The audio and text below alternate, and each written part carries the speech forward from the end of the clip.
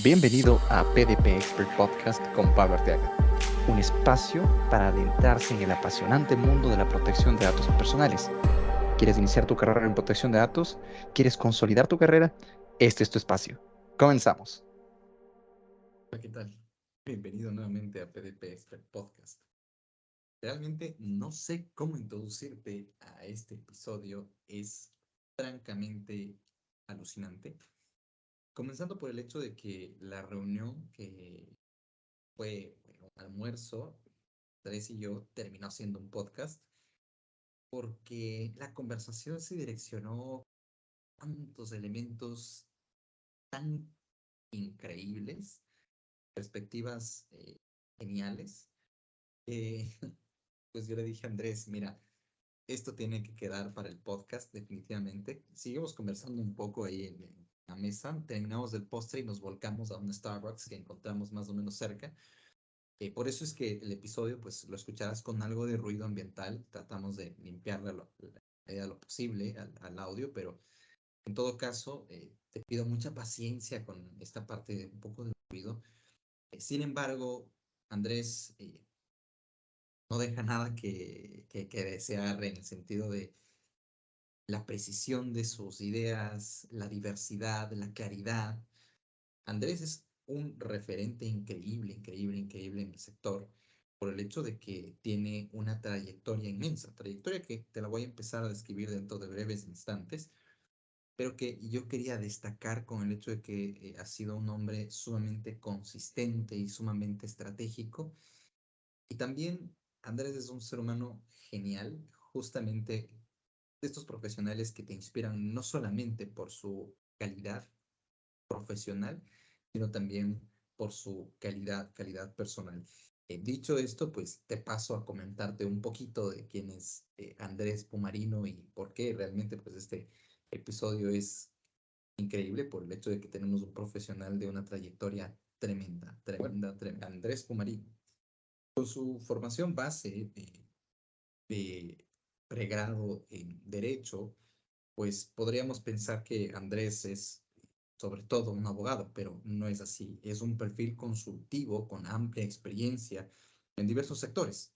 En primer lugar, vamos a tener la muy importante consideración que Andrés es magíster en negocios de la Universidad Adolfo Ibáñez y pues con sus más de 20 años en experiencia profesional ha pasado en diversos grados, perdón, diversos cargos directivos en el sector de la educación superior, yendo desde subdirector académico, pasando por director de sede, director general académico, prosecretario general, director jurídico, y juntamente con esta experiencia en el sector educación, ha tenido también experiencia en el sector financiero, retail, salud, y especialmente se ha enfocado él en temas de derechos y nuevas tecnologías, haciendo estudios tanto en Chile como en el extranjero y asesorando a empresas del sector, de diversos sectores, los que ya referí antes.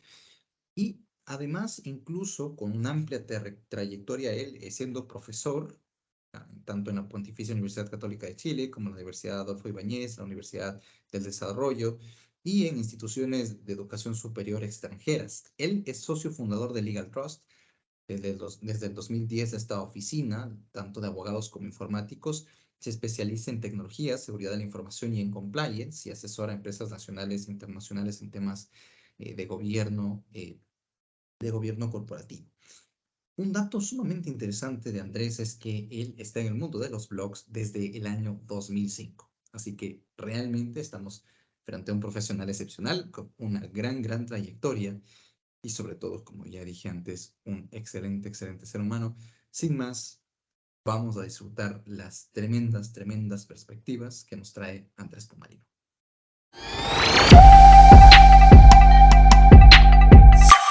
Bueno, Andrés, bienvenido a este episodio espontáneo que empezamos a grabar después de habernos reunido almorzando. Creo que varias cosas se quedaron ahí sobre la mesa, literalmente, de comida, pero volvemos ahora a iniciar. Siempre en este segmento de historias tenemos como tres momentos, ¿no? Uno, conocer la historia de el invitado, luego la perspectiva de, y luego las recomendaciones de.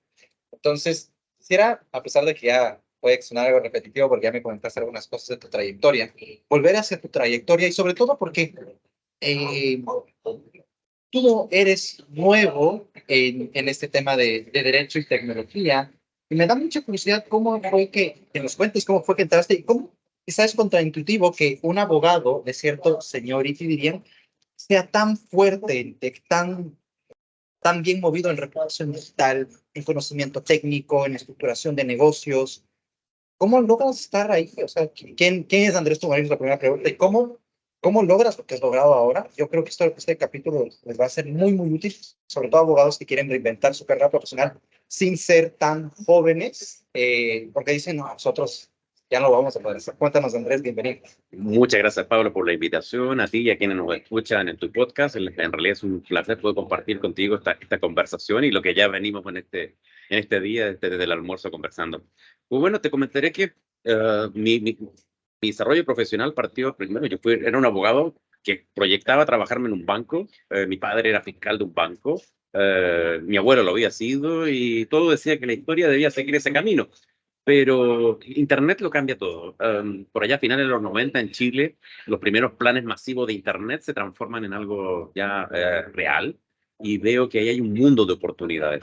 En paralelo también yo ya venía trabajando en banca, me tocaba ver que los procesos se estaban automatizando. Me tocó ver el primer caso de clonación de tarjetas, de clonación de cheques con impresoras láser a finales de los 90, con montos impresionantes que se habían pagado. O sea, algo decía que la tecnología esto va a producir cambios y en vez de llevar juicios ejecutivos, hipotecarios, juicios en materia de cobranza y cosas tradicionales que ven abogados de banco, había hecho desde procurador hasta incluso ya abogado titulado, vi que no era lo mío, no era lo que me gustaba, estaba insatisfecho y comencé a explorar.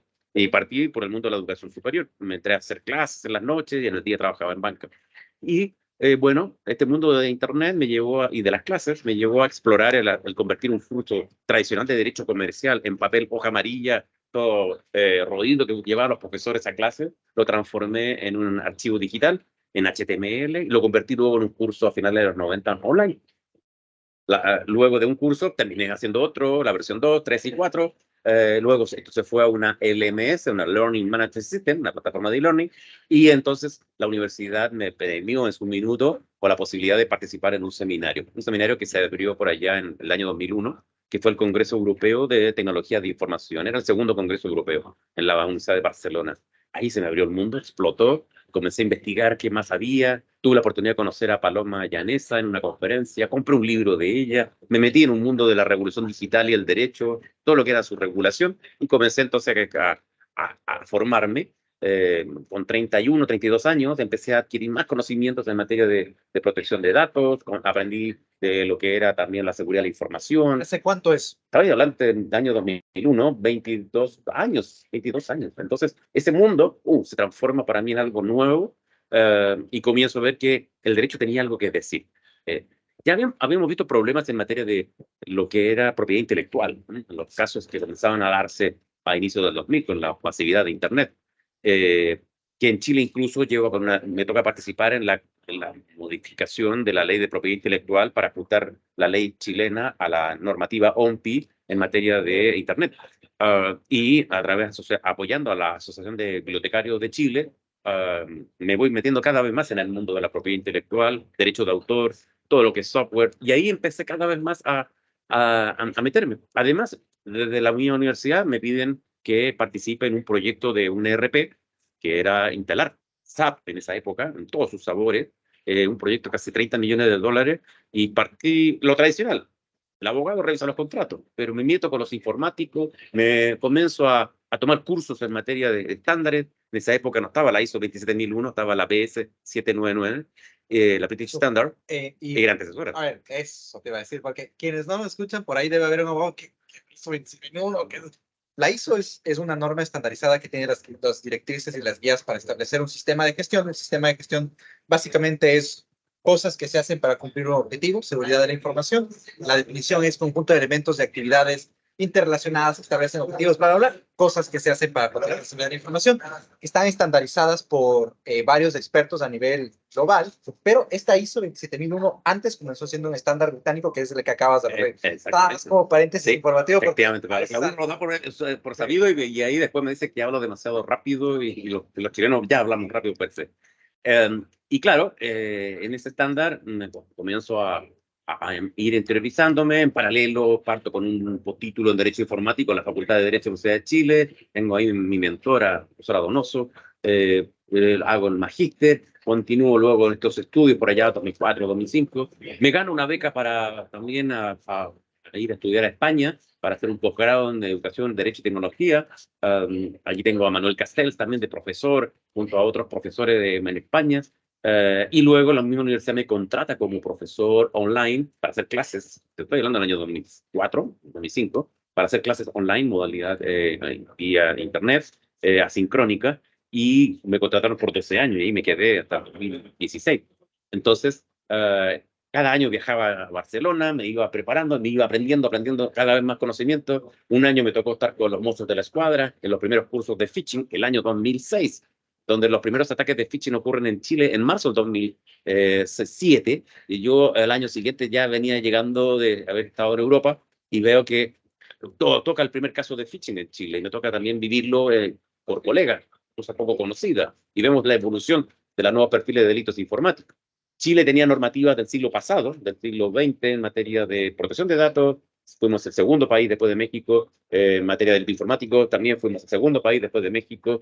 Teníamos una policía especializada, pero con poca cobertura o mayor cobertura a nivel de normativa actualizada. Entonces, Chile se había desarrollado, pero luego se fue quedando y ocurre hasta el día de hoy, que aún no vamos a actualizar nuestra normativa. Y por eso me fui metiendo en este mundo cada vez más. Me fueron requiriendo, no solamente de la misma universidad donde yo trabajaba, empezamos a crear diplomados, cursos, pero siempre en el ámbito de las facultades de ingeniería. Ingeniería siempre fue más arriesgada porque veía que el mundo regulatorio era parte de lo que venía. No así la facultad de Derecho, que esto ocurrió recién hace 4 o 5 años a nivel de Chile, casi al inicio de la pandemia. La facultad de Derecho se dieron cuenta de que venía este mundo regulatorio, pero no al ritmo que uno esperaría. Y los abogados seguimos formándonos, la gran mayoría de la facultad de Derecho, en un modelo tradicional. Somos artesanos y no trabajamos en un modelo para hacer o enfrentar los desafíos tecnológicos hoy del siglo XXI. Entonces, ahí es un gran tema de la perspectiva de las oportunidades que van abriendo el mercado. Y yo fui creciendo en ese mismo tiempo, no solamente con pregrado, posgrado, perdón, en lo que participaba como profesor, había terminado mi maestría, seguí desarrollando cursos, hice un MBA también porque, ¿qué ocurría? Que yo iba a sesiones de directorios de empresas, me sentaba en los directorios de las empresas, era el secretario de actas de directorios de empresas, de 3, 4 empresas que participaba, y no entendía muchos conceptos, que la TIC, que la DAN. Entonces voy a hacer un MBA, hice el MBA, y ahí descubrí también otra parte, desarrollé el tema de, ok, gestión de negocios, gestión de riesgos, gestión de proyectos, finanzas, contabilidad, temas que son hoy esenciales en un contexto incluso para poder administrar tu gestión de negocios. Y paralelamente, yo tenía un blog que lo creé el año 1997, registré pumarino.cl, que hasta el día de hoy está operativo, y tengo ahí decenas y miles de contenidos que iba escribiendo, que ahora estoy consolidándolo para tener un libro que recopile todos los posts que he ido escribiendo, y claro, fui generando una identidad digital en estas materias. Luego apareció LinkedIn, de la cual soy miembro del año 2006, y ya tengo una comunidad de unas 21.000 personas que me siguen, me escuchan a nivel de América Latina y de España, y tenemos una red de profesionales, de abogados, ingenieros, exalumnos que por mis aulas han pasado ya más de 15 años haciendo clases. Obviamente es un universo relevante de personas que están en puestos gerenciales, gerentes de tecnología, gerentes de auditoría, directores de empresas que forman parte de esta red que uno ha ido creando. Entonces, lo que catapulta todo este fenómeno es la pandemia. La pandemia a nivel mundial, lo que es, en lo que es datos, no estamos en el 2023. Lo que son números, estamos en realidad en el 2030, algo que no te lo había comentado. Todos los indicadores en el uso de estas plataformas como podcast, todo lo que son plataformas de lo que es estas videollamadas, Zoom, Teams, lo que sea, Meet, todas las plataformas que están, su proyección y crecimiento que tenemos hoy se esperaban para el 2030, pero la pandemia lo acelera y hoy los indicadores que vivimos son del 2030. O sea, imagínate lo que falta todavía por llegar a los números para esa fecha. Todo lo que es comercio electrónico explotó, pero todo eso requería un marco regulatorio. Y es allí donde en las empresas, las organizaciones se empezaron a dar cuenta y dicen, oye, ¿quién sabe de esto? Y allí entonces fue esto. Pasé la pandemia encerrado, me acuerdo, en mi casa, en mi oficina de mi casa, online, trabajando online. No nadie podía salir en esa época, pero era capacitar a fiscales, gerentes legales, capacitar a empresas de este mundo, protección de datos, ciberseguridad, de lo que es firma electrónica. Antes de pasar a esa parte que ya es un poco más de tu visión respecto a la actualidad, yo quisiera nada más conectar con algunas cosas. Ya lo conversamos con Diego Fernández, ¿verdad? Con las oficinas de Marvel. Y él dijo una frase que es de hecho el título del episodio, es que no hay atajos de la experiencia. Yo creo que una de las cosas que tú has descrito es sí, ¿verdad? Ahora pues estás claramente posicionado, consolidado como un referente indiscutible a nivel Latinoamérica, pero eso requiere tiempo, requiere dedicación, requiere experiencia, requiere arrojarse. Entonces, una nota importante ahí es no hay atajos a la experiencia, y algo que quizá no lo hayas dicho expresamente, pero a mí sí me llama mucho la atención, es la presencia de mentores. Has hablado de mentor, un referente, alguien que te ha apoyado. Yo creo que eso es clave. Sí. Una de las cosas que desde el inicio del podcast, que es muy reciente todavía, lo digo e insisto, y la razón por la que existe el podcast es que esto yo lo escuchaba justo de una persona angloparlante, me decía, privacy is about people, pero no es about people de proteger a la gente, sino esta industria, estos sectores de conectar con la gente, inspirarse en sus historias, generar oportunidades. Esa conexión con las personas, con los mentores, creo que es muy valioso. Sí. Y algo que me pareció impresionante que no habías dicho antes, lo de la formación, de la parte de negocios. Creo que nada más conectando de nuevo con lo que conversamos con Diego, él también nos daba muchas ideas y tratando de ordenarlas un poco, tanto para mí como para mi equipo de trabajo. Yo he estado como desarrollando un skill framework de un consultor. Entonces, bueno, viendo de dónde podemos sacar alguna idea, la debes conocer de Delta Lawyer. Sí.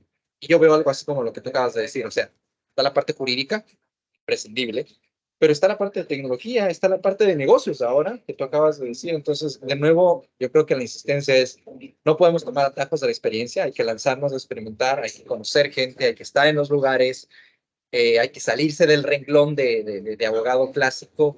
También hay que aprender de otras cosas que no sean derecho. Creo que eso resume muy bien esta parte de acá.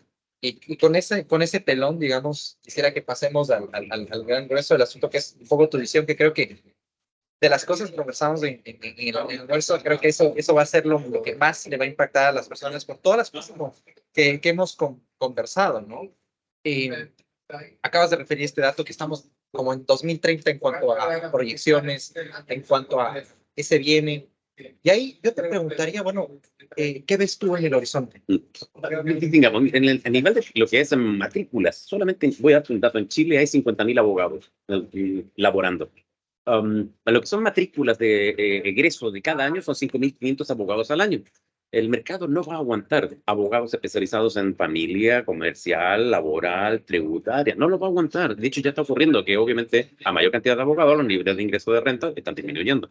Pero eso requiere entonces que tenemos que tener competencias de empleabilidad. ¿Qué son esas competencias de empleabilidad? Primero, ¿qué es una competencia? Las competencias son el conjunto de habilidades, destrezas y actitudes que tiene una persona que sean acreditables o certificables para el mercado laboral. Y los abogados tenemos que tener la capacidad de desarrollar, lo que siempre digo, siempre es más fácil ir del derecho a los negocios que de los negocios al derecho. Es decir, alguien de business management, si venga al mundo legal, le va a costar mucho más tener que estudiar el derecho. O sea, demora más tiempo. En cambio, los abogados podemos en 1 año, 2 años hacer una maestría o un curso y puedes adquirir conocimiento de gestión de negocio. Entender lo que es un modelo de negocio, un plan de negocio, entender siempre esa mirada de los conceptos que se usan en finanzas, la TIR, la BAN, el valor actual neto a nivel de proyecciones. Entonces, tenemos que ser capaces hoy desde el punto de vista de la disciplina. Esta disciplina tenemos que ir alimentando. En mi facultad, en la Universidad Adolfo Ibáñez, se daban muchos ramos de administración, de contabilidad en segundo año, y que hoy, mirada que uno da introspectiva después de 30 años de haber egresado, te das cuenta de que hay una cantidad de oportunidades de desarrollo que uno puede generar. Y quiero agregar una frase, así como también la mencionaste tú, Pastor Daniel. Una frase que la disciplina le gana siempre a la inteligencia. La persistencia en los objetivos que tú te planteas a nivel de desarrollo profesional y en la medida que seas consistente. Desde el año 97 vengo publicando en Internet, por lo tanto he creado una cantidad de material digital en ese ámbito brutal. Hay muchos tags y meta tags que están allí asociados a mis conceptos y a mi nombre que lo digo ya desarrollando. Entonces, uno, tener esa mirada de dónde quiero estar, cómo me veo, y siempre le digo a mis clases, a mis alumnos el primer día de clase, saquen una hoja y vamos a anotar cómo se ven en 5 años. Es un ejercicio que siempre hay que hacer. ¿Cómo me veo en 5 años en el ámbito profesional de donde estoy? Dos, ¿qué pasa con el mundo jurídico? Siguiendo a Richard Susskind, autor de Tomorrow Lawyers, Los Abogados del Mañana, él plantea precisamente de que van a aparecer muchos nuevos ámbitos de abogados. No solamente el abogado litigante tradicional, está el abogado consultor especializado en, por ejemplo, en tecnología de información, en inteligencia artificial. E incluso están apareciendo los abogados, los arqueólogos digitales, aquellos abogados que van, arqueólogos digitales, aquellos que tengan la capacidad para poder buscar aquellos documentos que se están digitalizando y empezar a saber por qué no están adecuadamente clasificados, ordenados, saber qué valor tiene esos documentos en el contexto digital. Abogados que son gestores de bases de datos o construcción de bases de datos, abogados consultores en el mundo de la transformación digital, abogados que van a tener que armar líneas de formación y de capacitación en este entorno, abogados que van a tener que entender lo que algunos le llaman, algunos especialistas, Richard Susskind especialmente, habla de abogado especialista o consultor en conocimiento legal, en que se transforma en que lo que está escrito en leyes, cómo lo puedo parametrizar a sistemas informáticos. Porque al fin de cuentas, el Word de una ley la podemos transformar, o de un PDF, la podemos transformar a una planilla Excel, y de la planilla Excel la pasamos al software. Y esa es la cadena de producción que tenemos nosotros en nuestra oficina y en los proyectos que hemos desarrollado. Del Word al Excel, del Excel a la parametrización del software para que te construya las matrices o te construya las matrices de riesgo o te elabore incluso los formularios correspondientes por el equipo informático. Entonces, ese proceso tiene que tener lógica construida al minuto de poder llevarlo. Tres, todo lo que son los sistemas de contratos, los contratos están todos hechos. Y hay formularios tipo, aquí le llaman las prácticas forenses, que ya están elaboradas. Entonces, simplemente la creatividad del abogado, ¿dónde está? Está en el conocimiento aplicado a nivel de los proyectos, el que el abogado se tiene que transformar, y particularmente el abogado in-house tiene que transformarse en alguien que resuelve los problemas antes. Es decir, no esperar que le lleguen los problemas. Yo tenía, en mi gerencia legal, tenía a cargo un equipo en que tenía un CAM, que account manager, un abogado laboralista, un CAM laboralista, un CAM tributario, un CAM de compliance, un CAM liberal, un libero que jugaba de varios frentes. Ellos y ellas jugaban este rol en que su especialidad se adelantaban a los problemas. Entonces, ellos iban a donde se estaba creando el producto, el servicio, se sentaban con los creadores del producto y le decían que era legal, que no era legal. Y así evitaba que el problema llegara nuevo a la gerencia legal cuando habían pasado 2, 3 meses desde la iniciación del modelo de negocio que habían conceptualizado. Y esto se lo aprendí al quien alguna vez fue secretario general de Telefónica Chile, el que él insertaba como células a sus equipos y evitaba entonces los problemas. Y eso significa que el abogado que se sentaba en la mesa tenía que entender de qué estaban hablando. Y ahí yo te interrumpo un poco y tal vez, bueno, te interrumpo, creo que es sumamente importante lo que ha referido, nada más como recordatorio que de audiencia del podcast no vamos a tener solo abogados, sino también ingenieros, así que hay que echarles para los abogados, pero hay que dejarles también algo de material a los ingenieros. Creo que un tema importante es lo que acabas de decir, el tema de protección de datos desde el diseño y privacidad desde el diseño, cómo ahora el abogado y el ingeniero también especializado en la parte de protección de datos y el perfil técnico especializado en privacidad y en protección de datos tiene que estar ahí desde el mismo génesis de la cuestión para poder embeber en los mismos sistemas todo este tema de protección de datos. Vuelvo también, salto de nuevo a lo que hablaste de tu reputación digital. Creo que todo profesional tiene que tener una reputación digital. Justo conversábamos y salió también en el anterior podcast un hombre que no puede faltar en Latinoamérica hablando de protección de datos, Daniel Monastersky. Conversando con él, él me decía en son de broma que tú eres lo que Google dice de ti. Y ese rato, pues sacamos la computadora. Bueno, no me acuerdo si sacamos la computadora. No, él ya la tenía afuera. Eh, y buscó mi nombre. Yo en Ecuador aparezco sin problema, pero en Argentina no aparezco sino en una publicación sobre legal design que alguna vez me hicieron en un medio aún.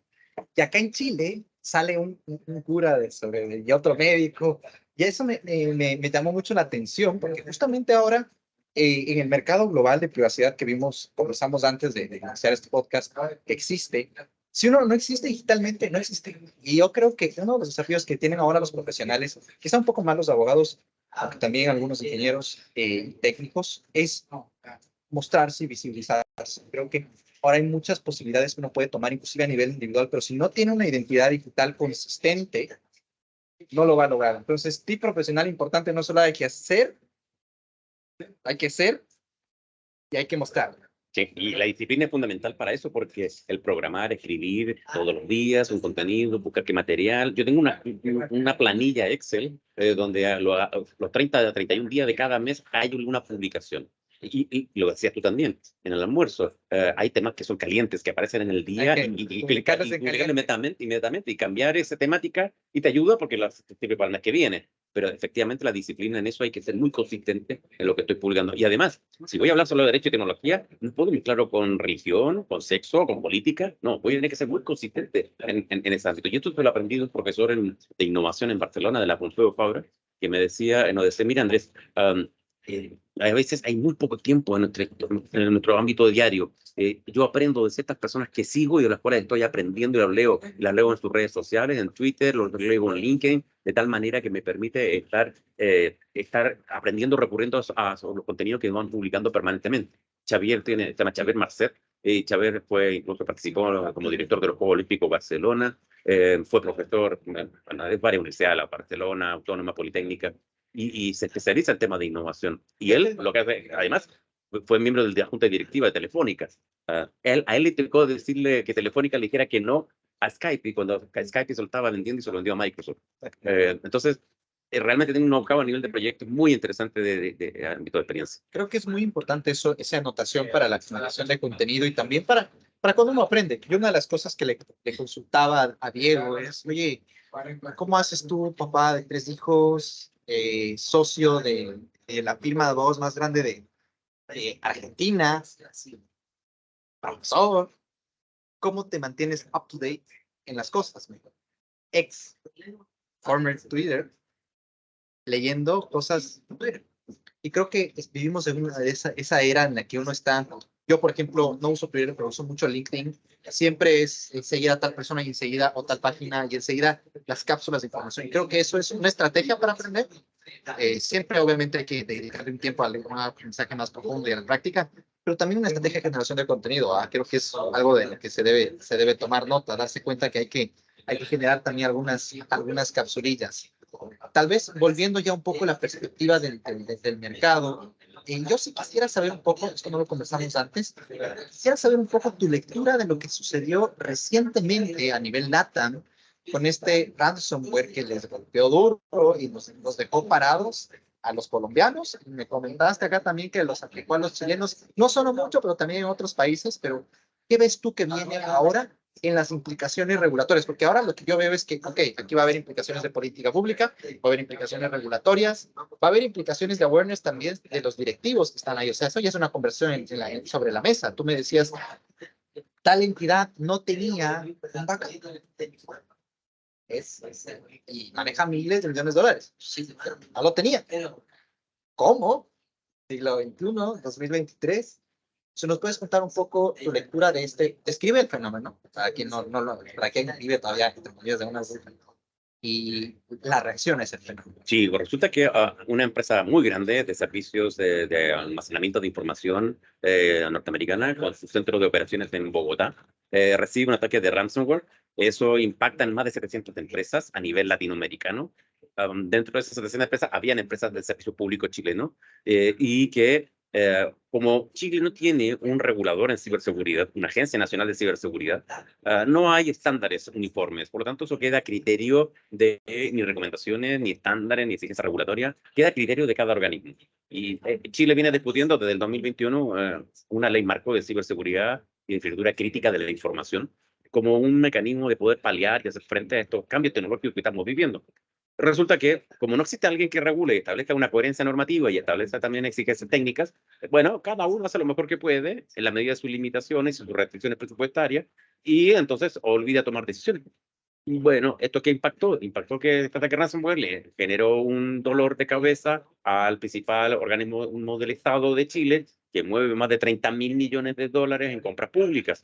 Entonces, no estaban con soporte adecuado, no habían tomado los resguardos frente a la caída del proveedor, tenían único proveedor. Hay muchas preguntas que te surgen. Y como no hay un regulador que esté fiscalizando al sector público, entonces quedamos con la misma situación en negro, no sabemos qué ocurrió efectivamente desde el punto de vista de estas operaciones.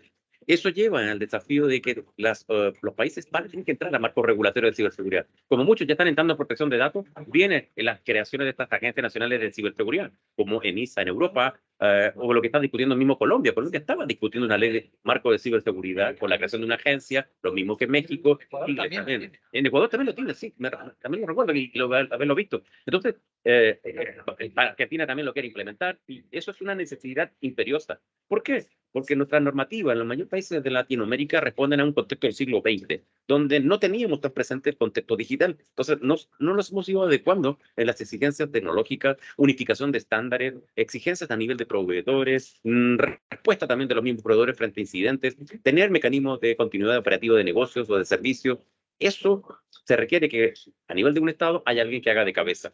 Y como el Estado es el único que tiene la facultad de sentar al sector público y al sector privado en una misma mesa, cuando digo público porque hay muchos organismos y empresas públicas que dependen obviamente de otros organismos públicos y por lo tanto deben sentarse alguien a dar directrices.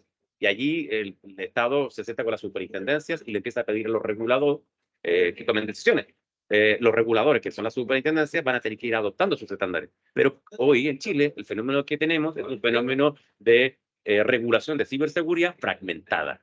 Ahora terminé un paper que lo voy a publicar prontamente en una revista de compliance, en que la regulación fragmentada significa que tenemos regulación para las pensiones, tenemos regulación para los servicios sanitarios, tenemos regulación para las MF, pero cada uno de las superintendencias dicta su propia norma, sin que haya una coherencia normativa o un marco general, que no hay una ley marco de ciberseguridad. Cada uno dicta siguiendo un framework ISO 27001 por la general. Hay algunos que se escapan, como la Comisión, como el Coordinador Nacional Eléctrico en Chile, que siguió el estándar de California en materia de energía y de ciberseguridad. Pero bueno, eso no es una excepción. Pero eso significa que alguien tiene que liderar. Este fenómeno lo vamos a vivir con mayor crecimiento en los próximos años, producto de lo que está pasando. Un dato en Chile. En Chile tenemos te decía que tenemos más de 50 millones de tarjetas de crédito y de débito circulando. Los bancos en Chile, el primer semestre del 2023, perdieron del orden de los 90 millones de dólares en fraudes informáticos, solo el primer semestre de este año. 90 millones. 90 millones, solamente nada más. Dólares. De dólares, por una ley, que es la ley de responsabilidad por fraudes de transferencias electrónicas, que se produzcan donde la responsabilidad ahora es de los bancos. Y los bancos tienen que asumir medidas. Imagínate esto, perdón que te interrumpa, es que hay tantas cosas acá. Esto, las implicaciones que tiene para aquí, si nos escucha por ahí algún gerente legal, algún gerente de tecnología de algunas instituciones, este riesgo de regulación, de incertidumbre de una posible regulación futura que les puede afectar, de que si la normativa, porque el juego político es algo coge relevancia y se puede aprobar, ¡pum!, a vuelo de pájaro. Imaginar el riesgo que se exponen de millones de dólares simplemente por una incertidumbre normativa que ya no es incertidumbre. A mi criterio no es incertidumbre. De que va a haber regulación de ciberseguridad, va a haber. De que hay regulación de protección de datos. En Ecuador está ya ahí, en la mesa. Faltan algunas cosas más. Acá en Colombia, a la vuelta de la esquina, vuelta de la esquina, entre comillas, yo creo vuelta de la esquina por las cuestiones que han pasado, de actualizarse, Argentina actualizándose, Chile actualizándose, Perú que quiere actualizarse. Ya. Yo creo que incertidumbre no hay en sí o no, sino en cuándo. Esa es la incertidumbre que tenemos. Y ahora creo que hay una invitación fuerte de incentivar a hacer la gestión del riesgo. ¿Qué es un riesgo? Yo creo que ¿qué es un riesgo? Un riesgo es la incertidumbre del logro de los objetivos de una organización. ISO 31000. Esa definición que nos da la definición de riesgo, hay que entender lo que los riesgos hoy no son financieros. Los riesgos son tecnológicos, medioambientales, tenemos riesgos operacionales, tenemos riesgos de mercado. Sí, es verdad, están los financieros, que hay que cuidar la caja, pero no son los únicos. Y el problema, y aquí te lo voy a decir, pero que no salga de podcast, es lo siguiente. En América se hizo una encuesta por parte de EY, desde Canadá hasta Chile, a varios países, se les preguntó a los directores de empresas, ¿Cuáles son sus preocupaciones para el año 2023? El informe es muy amplio. 5 preocupaciones. Las 2 primeras dicen relación con temas financieros. Nada que discutir por el entorno de incertidumbre económica fiscal que estamos viviendo a nivel continental. El tercero dice relación con los problemas de transformación digital. El cuarto es gestión del talento. Y el quinto, ciberseguridad y protección de datos. Esos son 5 problemas que en todas las empresas, los directores de empresas, los board, desde Canadá hasta Chile, han identificado que hay una preocupación para el año 2023. Ahora, ¿cuál es el problema? La mayoría de los boards en América Latina tienen un promedio de edad sobre 60 años. No digo nada porque también yo estoy cerca de eso, estoy a 9 años de cumplir 70 años, pero hay un tema también de generacional desde el punto de vista de la cercanía o no de la tecnología. Entonces, ¿qué ocurre? Que los directores, y esto sí lo dice el informe, es una preocupación que hay en entender cuáles son las amenazas que trae la ciberseguridad, cuáles son los riesgos que trae, cómo le impacta a la continuidad operativa del negocio. Hay una empresa en Chile que recibió un ataque de ransomware y que operaciones en Chile, Estados Unidos y otra parte de Europa, que la votó prácticamente. No podía operar. Y eso el directorio no lo había visto. No tenía una guía, un manual de respuesta de gobierno corporativo, no tenía práctica ni tampoco tenía entrenamiento para abordar un ataque de ransomware o un ataque informático que podría ser de otra naturaleza. Y eso significa que hay que entrenarse. Si no hay entrenamiento, no somos capaces desde el punto de vista de abordar este tipo de situaciones cuando nos ocurran. Las probabilidades son altísimas. A mayor cantidad de conexión de computadores, notebooks, celulares, tablets, nos obliga, por lo tanto, a ver que las posibilidades de un incidente cibernético son altas. Incluso hay un informe de Microsoft por ahí circulando que 50% de probabilidades que le ocurra a una organización los niveles de cobertura de conectividad que tienen las organizaciones hoy. Entonces, hay que estar preparado para este nuevo entorno, pero hay que partir también por la mentalidad. Y ese es un desafío que tienen también los boards o los directores de empresa para afrontar los desafíos que se vienen a nivel tecnológico. Volviendo tal vez al tema de la respuesta regulatoria y de políticas públicas, acabas tú de referir que a nivel Latinoamérica, y es indiscutible, algo tiene que hacer el regulador, algo tiene que hacer los entes de políticas públicas, algo tiene que hacer los entes con poder legislativo. ¿Qué harías tú si estuvieras con la posibilidad imaginaria, porque sabemos que no sucede en la práctica, de establecer un marco legislativo coherente, conectado con política pública y con regulación secundaria? ¿Qué es lo que tú harías? ¿Cuáles serían las 3 claves que tú enroscarías aquí y acá para poder hacer que funcione un sistema? ¿Qué le recomendarías tú? Pero pensando en primera persona, ¿qué haría yo? Como primera persona estando ahí sentado, te dicen, toma, maneja el país. Primero tienes que entender, siguiendo una definición de Mark Prensky, psicólogo de Stanford, en realidad es de Harvard, pero se puede hacer clase de Stanford. Prensky acuñó el concepto de nativos digitales y los migrantes digitales. ¿Ya? Y eso cada vez lo vemos más presente en nuestra sociedad. Pero hay que agregar un tercero. Ese tercero lo agrega Manuel Castells, y Castells dice también existen los analfabetos digitales. Y hoy en muchas organizaciones públicas y privadas hay analfabetos digitales tomando decisiones. ¿Quién no entiende lo que está pasando? Y eso lo he visto en Chile, en el Congreso, lo he visto en el Poder Ejecutivo, lo he visto En las en las mejores empresas, casas. en los mejores lugares. Y esos actores son muy peligrosos porque se pueden transformar en cuellos de botella. Lamentablemente también me he encontrado muchos gerentes legales que están en una posición muy obtusa de no tomar decisiones, de caer en el inmovilismo. Incluso detienen proyectos muy interesantes porque no entienden. Y por el temor a no saber qué es lo que están autorizando desde el punto de vista legal o de conocimiento o ignorancia, se produce un status quo que impacta en la organización y puede también impactar a un país. Por lo tanto, uno de los desafíos que tenemos es realmente desarrollar lo que se llama competencias digitales. Y cuando hablo de las competencias digitales, no me refiero a la ofimática, planilla de texto, de PowerPoint, no. Me estoy refiriendo a lo que es ciberseguridad, entender sus conceptos, derecho de autor, en materia de licenciamiento de software, posesión de derechos de desarrollo de propiedad intelectual o derecho de autor, todo lo que dice relación con la protección de los datos personales. Esos conceptos son básicos. Hay que partir por dónde? A nivel escolar. Y estas competencias debemos formar a los profesores para luego transformar a los niños que van a ser el futuro de nuestra generación. Lo vivimos durante la pandemia. Los profesores no estaban preparados para hacer clases vía online. Y a veces un buen profesor presencial no es un buen profesor online. Entonces, primero, atacar lo que es la formación inicial. Es fundamental. Segundo, desde el punto de vista de, ok, ¿qué hacemos entonces con el resto de la gente que está operando y sigue operando productivamente? Bueno, tenemos que entregarles habilidades, competencias de concientización, entender a nivel de cuáles son los riesgos del entorno digital. O sea, la competencia a nivel de capacitación es fundamental.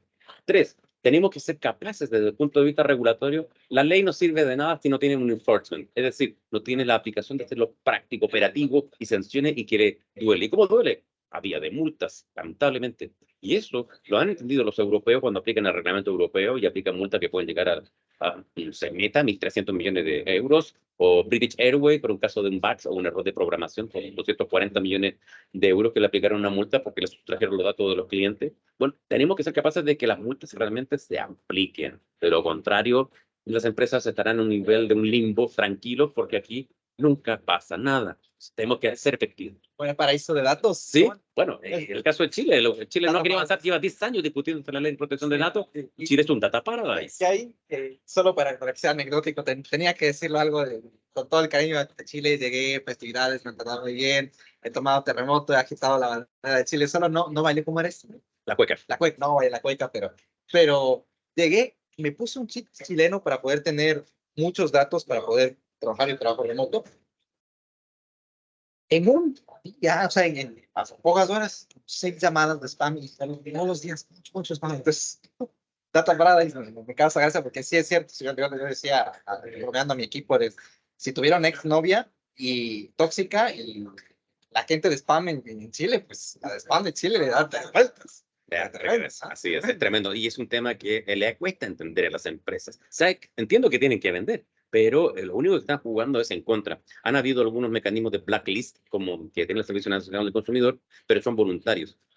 Cuando llegue en su plena operación la ley de protección de datos, esto le va a mover el cambio de negocios. La forma de a new rules, new business, es decir, a nuevas reglas van a tener que llegar también nuevas formas de hacer negocios. Y esto es un desafío que vamos a tener que aprender las empresas al minuto de que se implemente un modelo de protección de datos personales. En el caso de la legislación chilena, los reguladores chilenos se han caracterizado siempre por el enforcement, se cumplen. Y esto me lo decía un gerente de cumplimiento de una empresa una empresa europea con el impacto latinoamericano. En Chile, claro, los reguladores son de temer. Cuando llegue este nuevo regulador, las empresas van a ver que adaptarse de nuevo. No podemos jugar a medias o a tintas, a medias tintas, si sí o no, este caso sí, no, se van a aplicar. Chile está perdiendo anualmente más de 100 millones de dólares para hacer negocios con Europa por tema de no tener un estándar en materia de protección de datos. Y dejamos de perder hacer negocios. Ya nos pasó durante la pandemia. Empresas chilenas querían vender productos o servicios online hacia Europa y Europa le dijo, usted no cumple con estándares de protección de datos.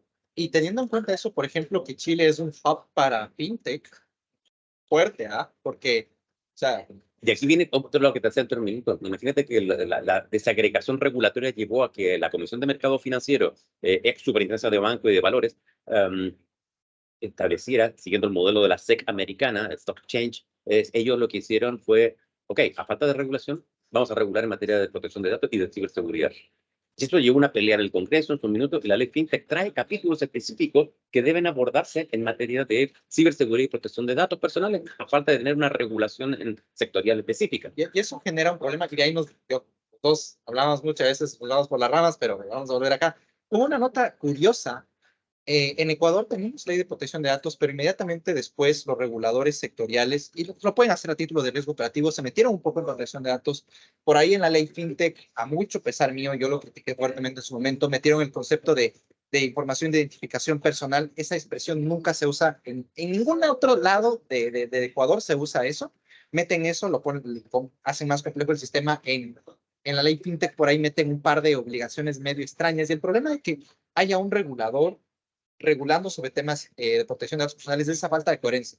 Volviendo a estas recomendaciones, porque sí quisiera yo tal vez lanzarles por allí el podcast, no lanzarles descortésmente, sino invitarles a escuchar el podcast a algunas personas que conozco yo de Ecuador, de Mintel y también de otras entidades. Ok, está esta parte de alfabetismo digital, alfabetizar a la gente y alfabetizarse también ellos. Está otro lado del tema, bueno, estas competencias, está el tema un poco de dar cierta coherencia al tema de regulación.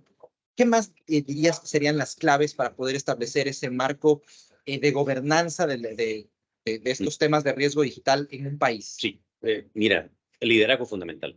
El liderazgo es fundamental. Aquí nunca vamos a olvidar el caso de la administración del presidente Lagos por allá a inicio de la década del 2000, en que se asesoró oportunamente con en esa época, Manuel Castells, de hecho, Castells se lo escribe en un libro, de cómo se toma la decisión de que todo el proceso de tributario, de fiscalización tributaria, Chile se llama Servicio de Impuestos Internos, fuera digital. Hoy toda la declaración de impuestos, emisión de boletas, de facturas, todo es electrónico. Por una parte, el ciudadano no puede moverse sin que nuestro gran socio y amigo que se llama Estado nos esté mirando cómo operamos. Y por otra parte, acá al hay frente de mucho dato. nosotros, ¿qué libro tenemos? Estoy leyendo un libro que se llama Ciberleviatán, de Como un Cortázar Leviatán Lasalle. sería. Es un libro recomendado porque habla sobre el colapso de la democracia liberal frente a la revolución digital y que plantea efectivamente el desafío de hoy de cómo la técnica la hacemos más humanista, en la mirada en que no puede predominar el poder de la técnica por sobre el humanismo y sobre las garantías de la protección digital, de los derechos digitales de las personas, y en esa mirada hay que tenerlo entonces también en ese enfrente. Hoy el Estado está presente en la recaudación tributaria, en materia laboral, en todos los ámbitos de nuestra identidad. Maneja mucha información nuestra. Entonces, si queremos un Estado potente, robusto, tenemos que tener capaz de que el líder, sea en el poder del Estado que sea, ejecutivo, legislativo, judicial, tenga la capacidad de mirar este escenario digital que se viene, que ya se presenta en realidad, pero que debiera tomar esos cambios. No hay innovación sin una permanente estrés, sin una permanente presión para avanzar este cambio. De lo contrario, seguiremos siendo países en América Latina que estaremos marcando la pauta de esta cuarta revolución industrial, en la cual ya nos quedamos abajo de la primera revolución industrial. Entonces, tenemos que ser capaces de subir. Sí, bueno, recogiendo esto, entonces, competencias digitales, también ponerle dientes a la normativa, regulador que tenga el enforcement, Liderazgo. bueno, liderazgo, esos son puntos clave. Yo creo también mucha humildad y colaboración. Y a veces no solamente es un tema de la política pública o de quien está ahí en los puestos de liderazgo. Creo que hay mucho que cuestionar también a los actores que pueden participar y no lo hacen. Yo soy muy cercano estos espacios de participación y una de las cosas que me comentaba por ahí alguna persona muy querida en el Ministerio de Telecomunicaciones es que, o sea, los espacios están aquí, les invitamos a las mesas de trabajo, pero no vienen. No vienen, no colaboran. Ya se pasa con algunos otros, la gente no llega y después las empresas les caen encima las cosas y se quejan y los mismos abogados se quejan, pero es que nunca estuvieron ahí. Es cierto que a veces es difícil llegar, a veces es difícil otras cosas. Creo que hay una conjugación de tanto la parte de humildad y reconocimiento de que hay que alfabetizarse y hay que asesorarse, nadie es todólogo para este tema de construir este marco, pero también está el instar a las personas a participar. Yo creo también el colaborar. Hay que generar cohesión en los actores, que prevalezca también ciertos criterios técnicos, conciliando también algunas cuestiones de negocio que siempre tienen que estar presentes. Pero bueno, Hay un concepto para eso, se llama competencia. competencia. Competencia, y esa competencia es porque colaboro, pero también, bueno, colaboro con mi competencia. De esa manera vamos construyendo una mirada desde el país que queremos tener. Sí. De hecho, justo veníamos acá, bueno, escucharán tal vez un poco de Buda, porque estamos en un Starbucks, fue súper informal este episodio. Pero veníamos conversando de camino acá después de almuerzo con Andrés que es necesario colaborar, es necesario compartir mucho. A veces a mí me cuestiona porque compartes tanto esas cosas, porque le dedicas tiempo a dar clases y a compartir bastante, porque trato de dar buen material. Es porque, te decía yo, Andrés, yo no quiero tener que estar discutiendo con mis contrapartes si tal cosa es o no una relación de encargo de tratamiento cuando es evidente que no. O sea, cosas que son como Básicas. básicas. O sea, nosotros deberíamos estar discutiendo temas de estrategia de privacidad, cómo vamos a estructurar tal o cual cosa para poder responder a estos desafíos que se abordan. Entonces, si es necesario que nos vayamos todos subiendo el nivel, creo que un desafío grande que tenemos todo esto es a nivel de competencias y quisiera tal vez tener tu visión respecto de eso, no solo los abogados, sino también de los perfiles técnicos que le comentaba a la hora del almuerzo, que yo lo que me he dado cuenta es que al menos en Ecuador hay una carencia tan grande de gente que sepa de ingeniería de privacidad de verdad y que sepa de gestión de riesgo de la privacidad que exige la normativa, en este caso ecuatoriana, que es de derechos y libertades y que va a ser común al enfoque que ahora toma la normativa de protección de datos personales, de este risk-based approach. Entonces, yo lo que veo ahora es que pues, hay una cuestión ahí, un desafío. ¿Cómo ves tú esta competencia en protección de datos personales a nivel Chile y a nivel Latinoamérica? No solo desde el punto de vista de los abogados que saben y que no saben, sino también de los perfiles técnicos. ¿Cómo lo ves tú? Sí, una de las miradas que trae en forma estándar en el Reglamento Europeo de Protección de Datos, y que ha sido el seguimiento que Brasil, ustedes en Ecuador, aquí en Chile estamos haciendo el reglamento. En Asia. En Asia es, nunca te olvides, tres conceptos. El Reglamento Europeo impone colocar o desarrollar, implementar medidas técnicas, legales y organizativas. Y eso significa que la protección de datos se aborda bajo esta perspectiva. Medidas técnicas. ¿Qué estándares está usted utilizando? ¿Qué framework va a seguir en materia de datos? ¿Está utilizando PMBOK 2 en DAMA? ¿O está trabajando ISO 26701, que es el estándar de privacidad, que es el pasaporte para hacer negocios en Europa si no está certificado? ¿O qué estándar vas a trabajar? Y eso es fundamental. O si trabaja en el sector salud, sigues algún estándar en ISUPA, pero esas medidas técnicas son importantísimas. Por eso hablar de protección de datos, y bien lo dices tú, ingeniería en privacidad, tenemos que trabajar con nuestro ingeniero. Y vamos a tener que incluso desarrollar la profesión de auditores de datos. Hoy en América Latina me cuesta, y me ha costado en programas que formen auditores de datos. Y luego evolucionaremos a auditores de algoritmos, ¿ah? Que ahí también hay algunos ingenieros DevOps que están en ese contexto, pero no son muchos. Y por otra parte, las medidas legales, ya tenemos la ley, pero desarrollar esa competencia a nivel del entendimiento de la ley requiere también entender las medidas técnicas. Inteligencia regulatoria, perdón que te interrumpa allí, Dale. porque uno puede saberse la norma de pies a cabeza, pero si uno no comprende el negocio, lo conversábamos con Diego, tienes que comprender el negocio, tienes que acompañar el negocio, tienes que viabilizar las cosas, tienes que hablar en cuestión de riesgo legal. Mucha gente también lo abordabas que Chile está colapsado, todo lado está colapsado, creo yo, de abogados tradicionales, abogados, digo yo, es como está. Pero uno de los temas que a veces me he dado cuenta que no comprenden abogados, inclusive un poco más grandes, es ese lenguaje de gestión del riesgo de cumplimiento y el riesgo legal. O sea, no lo comprenden y no lo hablan. Nosotros que quizá hemos tenido experiencia de contacto con multinacionales, hablamos de ese lenguaje, pero yo pasando de allí a tener mi propio equipo y decirle, oye, hay que hacer esto, me doy cuenta, tal vez yo lo he normalizado porque he estado así, pero que hay una carencia fuerte en ver acá la parte normativa como un componente en el que hay que desarrollar una estrategia de cumplimiento. No es una estrategia de cumplimiento de cómo me paso la ley, no me estoy refiriendo a eso, sino cómo nosotros embebemos la ley, no solamente en el modelo de negocio, sino en el sistema. Tú comentabas de que hay negocios que se caen en Ecuador, había proveedores enormes de venta de base de datos. Yo tuve un cliente, banco, al que asesoro, que lo votó, ¿verdad? Digamos, tuvimos una sesión en la que nos explicó todas las medidas de seguridad, sí, que tenemos los datos encriptados, entonces que yo le escuchaba, le dije, bueno, está muy bien las medidas de seguridad, pero solamente una cosa, tú tienes que tener una base de legitimidad para todas las actividades de tratamiento. Tienes base de legitimidad para recoger, conservar, transferir, primera cosa. Luego, cuando transfieres todo ese montón de bases de datos que tienes, tú me transfieres a mí, y al momento de transferir yo voy a tener la obligación de notificar que he recibido esos datos. ¿Cómo lo hago? ¿Tienes tú todo eso? Una de las cosas que me pasaba en otros sectores, nosotros recibimos esa información, pero nosotros por ley no recibimos nunca los datos de contacto de estos. Entonces, ahí vienen esas implicaciones y simplemente, a mi criterio, aunque estaba a haber gente que les trate de hacer subir, de momento no hay regulador en Ecuador que les corte la cabeza, pero se les acabó su modelo de negocio. El principal, al menos tal como está planteado. Pero surgen también otros modelos de negocio y también surgen algunas cosas que uno debe combatir. Me consultaba, yo estoy en el sector financiero muchísimo, me consultaba uno de mis clientes, me pareció algo absurdo, es que hay un modelo de negocio trucho, decimos, de gente que está vendiendo consentimientos supuestamente de titulares. O sea, uno tiene que inclusive poder suministrar a sus clientes de esos insights y esa culturización, porque resulta que cuando uno es asesor legal, uno no solamente tiene que saber la normativa, sino saber cómo operacionalmente le va a ayudar al negocio a gestionar. Te comentaba yo, uno de mis clientes, relaciones con muchas entidades del sector financiero, resulta que ahora en el boom de la implementación, si es que ellos no tienen una estrategia de implementación, que yo se los digo a todos mis clientes, mira, tenemos que definir esto y a todos estos les vamos a mandar nuestro modelo de contrato. ¿Por qué? Porque resulta que el nivel es tan bajo que si reviso todos los otros voy a tener que estar comentando tonteras, perdón que sea un poco tosco, pero, o sea, cosas que no van ni al caso, porque no se han formado ni siquiera en derecho.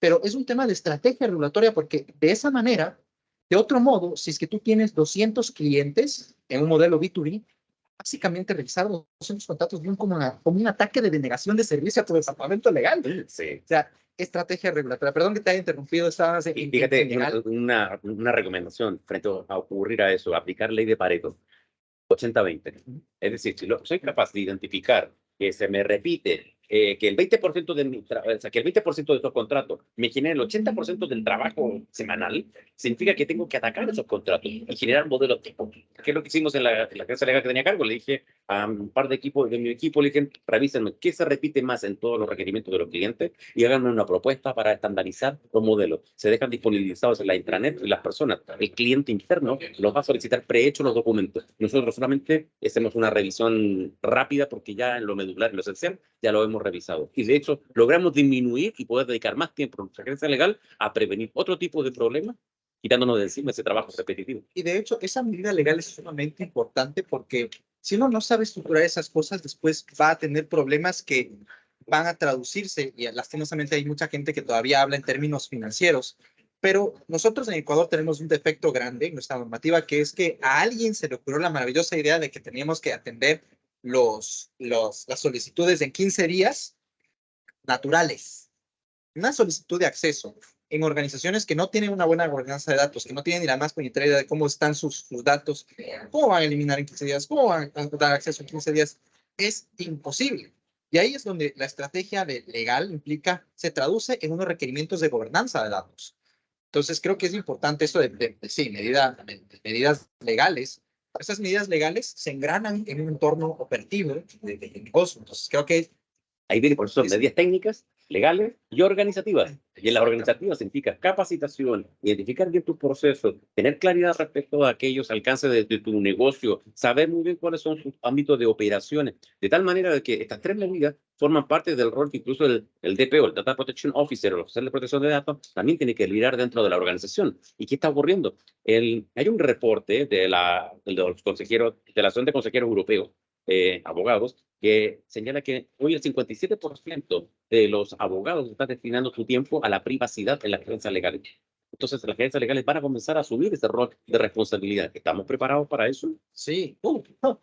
¿Qué te diré yo? Yo creo que uno de los desafíos que hay, yo veo oportunidad, y de hecho te comentaba yo que voy a comprarme ahorita un cuaderno para hacer un journaling porque tengo desestructurado eso, pero reflexiono yo y me cuestiono mucho porque yo tengo mi consultora, me dedico solo a protección de datos, y pensaba, bueno, me replanteo yo como empresario, emprendedor, me replanteo cuál es el rol de mi organización, cómo hago sentido lo que acabas de decir, y mi planteamiento, que ir revelando entre comillas de mi visión del negocio es, nosotros nos tenemos que volver una fábrica de talentos, y por eso nosotros, como PDP Expert, que es mi organización, no solamente tenemos servicios consultivos, buena parte de nuestro grueso es la generación de competencias en cuanto vendemos cursos, pero también porque cuando nosotros tenemos un cliente, queremos dejarle la transferencia de conocimiento de la manera más eficiente posible. Y nosotros tenemos pues, nuestro brazo de línea de cursos y también procuramos ser esa fábrica de talento porque no vamos a poder estar en todos lados, aunque quisiéramos, no nos vamos a poder quedar en todo lado aunque quisiéramos, y es imprescindible que justamente alguien adentro quede con un conocimiento más o menos formado. Nos ha ido bastante bien, justo te comentaba la experiencia que me contactó por ahí una persona de uno de mis clientes diciéndome que les negó los datos a determinada entidad, lo vamos a decir por cuestiones de confidencialidad, pero le negó los datos de tal identidad, pero yo me sentí muy bien, ¿no? O sea, lo hizo con buen criterio, pero todo hice bien porque está indignada la gente. Y le mandé yo, obviamente, la respuesta técnica de, oye, te pidieron eso, pero eso era porque ellos estaban acostumbrados a esto, pero hay una base de legitimidad, pero tú no vas a, no puedes, no tienes por qué pasarles más datos de los que son estrictamente necesarios para la finalidad. Hiciste bien. Pero eso implica que nosotros, eh, primero, desarrollemos de nosotros las competencias y sepamos también, como empresarios o como proveedores de estas empresas o organizaciones, no podemos funcionar si no somos capaces de generar también competencias, de generar ese autoservicio. Yo creo que algo que va a pasar mucho en la cultura de los abogados, porque los abogados lo que procuran es hacerle saber al cliente a veces, no todos, menos para que siempre dependan. Yo creo que va a haber ahí un puente que es necesario que el cliente sepa lo más posible para que atienda las cosas más básicas, él solo, con las cosas que aún no estandarizado, y de ahí nosotros ayudarle en las cosas que estas son más entretenidas. Sí, pues, y la especialización dice mucho en relación con eso, porque a la medida que te vas especializando requiere tener un mayor conocimiento que pocos manejan, y el resto, como dices tú, las cosas que son generales, más triviales, más repetitivas, ya cualquiera lo puede manejar. Y eso es una característica que a veces los abogados in-house, los gerentes legales, manejan mucho, o sea, poco de mucho, pero cuando viene el nivel de especialización tienen que recurrir por hora o por proyecto a abogados que estén mucho más especializados en las materias que manejen en su día a día tópicos que a lo mejor no forman parte de su ámbito propio de desarrollo profesional. E incluso ahora que hablas de esta cuestión, yo te comentaba que yo percibo, quisiera saber tu visión de esto, yo percibo que este mundo de protección de datos es como algo transversal, o sea, estamos hablando de una sociedad digital y entonces, obviamente, pues esta sociedad digital, todo se digitaliza, es decir, yo honestamente no soy amigo de esta expresión abogado digital, ¿no? Abogado digital es como electric enabled lawyer, o sea, todos somos digitales, o sea, es irrelevante, todo va a ser digital, o sea, no me suena la idea. Yo honestamente percibo que privacidad es una vertical en cuanto a temática, pero es transversal a todos los temas y que uno, por ejemplo, dependiendo de si uno quiere ser generalista o especialista, sesión de cada uno, pero al menos en mi caso yo me he dado cuenta que no puedo ser el abogado de privacidad, sí, en abstracto. En mi caso personal, yo como Pablo Ortega conozco las partes generales y puedo ayudar en esas partes generales. Tengo equipo de trabajo también que puede ayudar en otras cosas. Pero yo, Pablo Ortega, donde me siento cómodo es en la parte de gobernanza, mucho en sector financiero, pero fíjate que es una vertical de normativa, una vertical de sector, y en sector financiero me ha tocado a mí de todos los colores y sabores en cuanto a valores, seguros, banca, un poquito más banca que seguros, porque seguros también tienen algunas cosas complejas, pero me he dado cuenta que inclusive estando en un sector, uno puede parecer que se va a tener que subespecializar por la complejidad que implica las operaciones, por la complejidad. Tienes que saber de general, pero tendrías que saber más. ¿Tú cómo percibes ese asunto de la Sí, especialización? no, es Richard Susskind, bueno, 90 ya, este gran autor galés, ya lo planteaba hace más de 10 años. De hecho, él es consultor para Thomson Reuters a nivel mundial, y él lo plantea en un video que circula por YouTube sobre precisamente que el mundo jurídico en los próximos 10 años, dice 2012, el mundo de la especialización es lo que lo va a llevar. Y ese mundo, además que lo redacta en su libro de Tomorrow Lawyers, plantea precisamente de la necesidad de que los abogados van a tener que ir viendo el nicho y manejarse muy bien el nicho. ¿Por qué? O sea, esto es como lo que ocurría en el medioevo, al minuto de los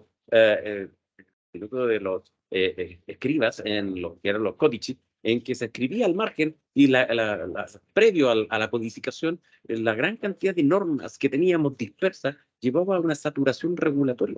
Y está pasando exactamente lo mismo. Tenemos sobresaturación de normas. Te transformas en un abogado especialista para el sector financiero bancario, te vas a transformar en un abogado subespecialista inclusive del mundo de protección de datos para el sector financiero bancario. Exacto. Y después lo vamos a vivir también como lo que hablamos unos minutos en temas de ciberseguridad. Vamos a necesitar tener gente que sepa, oye, la regulación de ciberseguridad en telecomunicaciones, en pensiones, en el sector bancario, cuáles son las regulaciones que hay, y hay que ir a las normas sectoriales específicas y saber dónde están y cuáles son.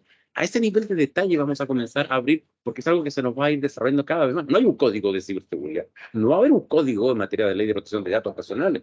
Si tenemos buenas agencias, vamos a tener normativas ordenadas como lo tiene la agencia española o la francesa en materia de protección de datos personales. Entonces, lo hace mucho más ordenado. Pero si no, nos va a costar encontrar todos estos cuerpos normativos. Tal vez pensando un poco más también a favor de nuestros amigos del perfil técnico, los ingenieros, creo que ellos también van a tener que saber un poco más de educación. Ahí te dejo algo anecdótico. Yo trabajo mucho con ingenieros, nos volvemos buenos amigos, y le comentaba a alguno de ellos en una salida informal que teníamos, que a él le sorprendía mucho cómo se influenciado ese tiempo que trabajábamos juntos, tanto que sus amigos le decían que él está hablando como abogado. Sí, no, no, nosotros en la oficina tenemos varios ingenieros, más de 3 ingenieros que trabajan, y claro, nosotros ya le decimos que son abogados de ejecución, porque ya realmente han adquirido un know-how, un lenguaje, usan nuestros conceptos, y nosotros también hemos adquirido siempre cierto lenguaje que ellos también utilizan los ingenieros. Entonces se nos produce un efecto muy interesante. Y como te decía en el almuerzo, no podemos hablar de protección de datos si no vamos con nuestro ingeniero de la mano. Eso es básico. ¿Qué le recomendarías tú a un ingeniero que quiere iniciar en esta parte de especializarse en la carrera de protección de datos? El mundo de la ingeniería hay dos caminos. Uno, lo que es el mundo técnico duro o el mundo gerencial. Si tomas la decisión gerencial y si tú aspiras a ese mundo de la ciberseguridad, de la protección de datos, hay varias certificaciones que tienen muchos componentes legales. Y eso es el cuadrado. Te vas a encontrar además con ISACA, te vas a encontrar con varias organizaciones a nivel internacional. ISACA, que es el Instituto de Auditores Informáticos, una asociación profesional con más de 250.000 ingenieros asociados y auditores, que requieren tener una base informática, pero también una base legal. Entonces, ese es un componente que es esencial al minuto de ir formándose si tu mundo va por el mundo gerencial. Si el mundo es el desarrollo, la programación, claro, allí uno entra al contexto de Easy Council, donde están todas estas líneas de certificaciones, CH, Ethical Hacking, la versión 2 se llaman, pero son certificaciones muy técnicas. Pero en el mundo de de la gestión de la ciberseguridad o de la protección de datos, que es un campo distinto, allí y ese cuadrado y SACA son certificaciones que tienen varias que tienen un componente legal. Por eso también es importante que los ingenieros comprendan ese mundo, lo hagan parte de su quehacer profesional porque les va a traer buen rédito. Y tú, si es que estuvieras aconsejando a un gerente de consultoría de alguna empresa de ciberseguridad, ¿qué le dirías? ¿Cómo debería formar a sus consultores de ciberseguridad? ¿Deberían saber algo de normativa, algo de estas cosas? Sí, yo creo que es fundamental primero el mundo de entender el marco regulatorio en donde les toca trabajar, sea el sectorial, dependiendo de la industria que dan servicios, si es bancaria, si es salud, si es el sector fintech, conocer cuáles son las normativas específicas. Dos, las certificaciones son fundamentales. El tener una certificación PCI DSS 4.0 como la que viene ya ahora en operaciones prontamente, estamos en la 3.2 que pasamos a la 4.0, o manejarse en tema de CSCP en ese cuadrado, o tener algunas de las certificaciones que da ISACA, bien sea COVID-5, o en la que es línea de trabajo con certificaciones de CSICIM, que es ciberseguridad y management. Bueno, es fundamental tener ese tipo de certificaciones y tienen un componente legal. Y es importantísimo también entender el marco regulatorio del país. Entonces, teniendo ese ecosistema regulatorio, va a ser interesante tener un equipo bien formado que te dará la base para apoyarte en lo técnico y el área legal tendrá que dar su parte también en los componentes normativos. Interesante, interesante. En cuanto a estructuración de equipos, has hablado, por ejemplo, tú en cuanto a trabajas con los ingenieros, ¿cómo estructura un equipo de trabajo multidisciplinario? ¿Cómo lo ves tú, digamos, como... Cuando uno parte no puedes partir teniendo a alguien full time, es contra proyecto. Por eso ahí comprar una cantidad de horas o negociar en base a un modelo de proyecto contratando un ingeniero. Hay que hacer un testing y nosotros le llamamos el casting. En ese casting hay que entrevistar, ver a ese ingeniero, cómo habla, cómo se desarrolla con el cliente, que tenga la capacidad luego de seguir trabajando solo, que tenga la capacidad de poder seguir y recurra a ti cuando tiene que desarrollarse esta temática. La autonomía es fundamental en el contexto laboral de hoy. Esa capacidad que tenemos que entrenarla o si ya la tiene adquirida, que tenga esa capacidad de mantener una buena relación porque a fin de cuentas ese ingeniero se transforma en la cara de tu estudio.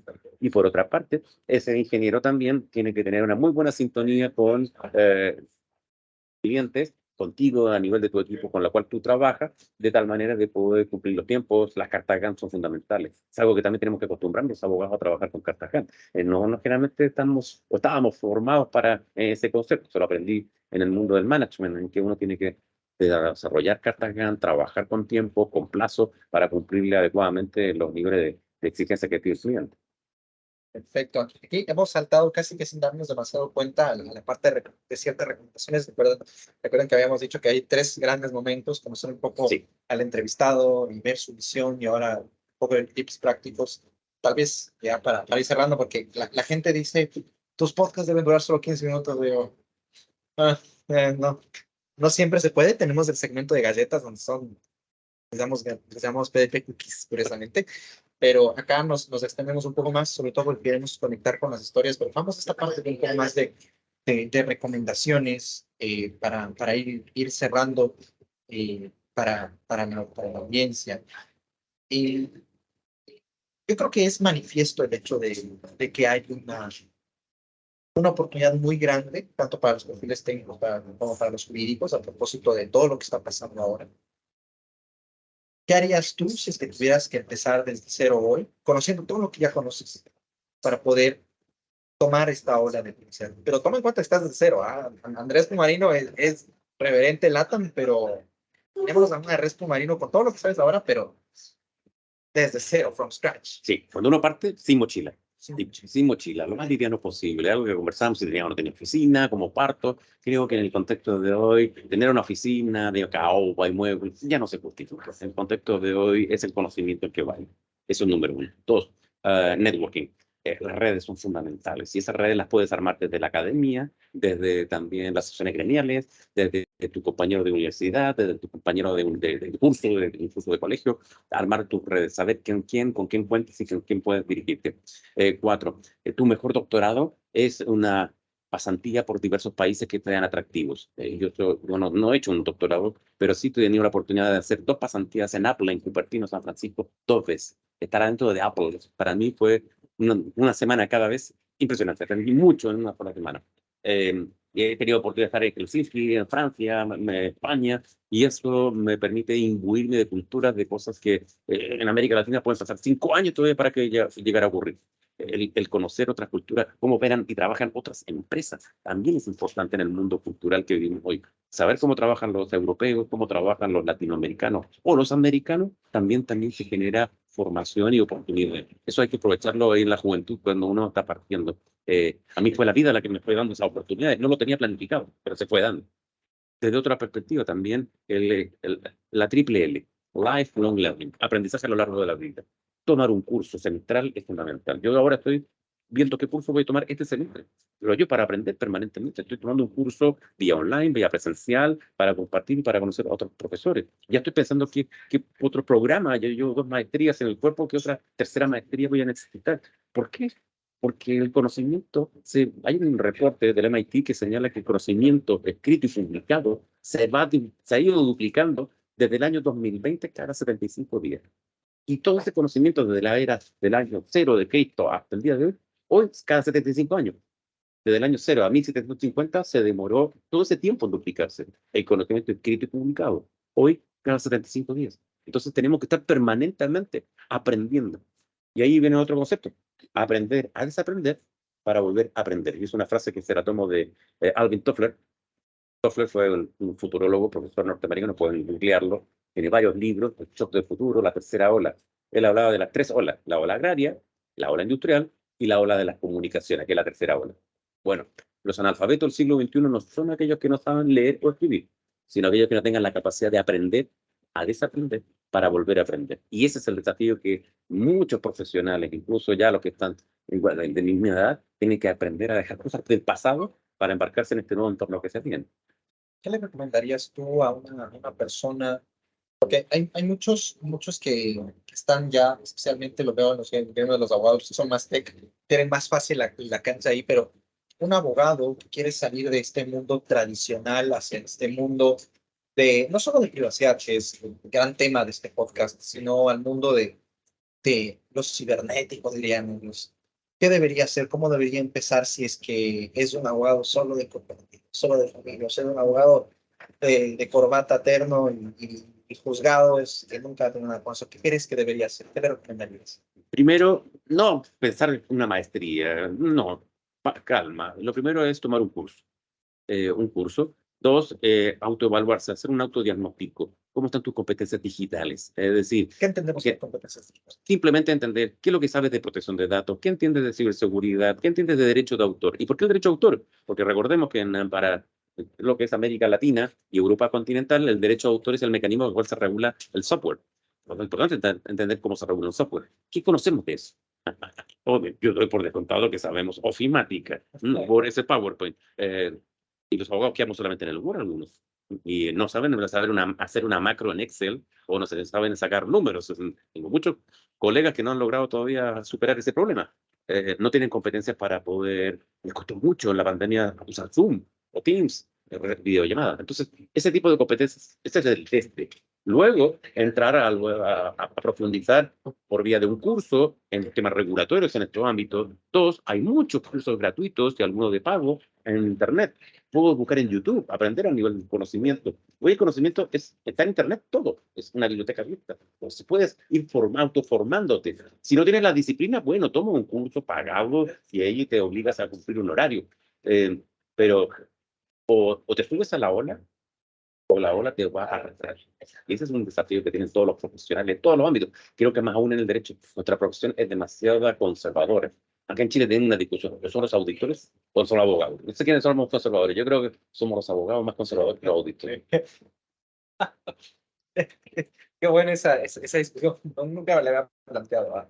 ¿Quiénes son las cerradoras de los abogados? Sí.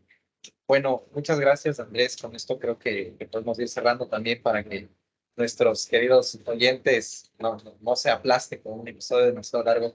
Ha sido tremendo, creo que lo que queda aquí grabado para la audiencia, lo que queda también fuera, que se quedó allá en la mesa, digamos, dicho entre nosotros, pero sobre todo la invitación a esto apenas inicia. Claro.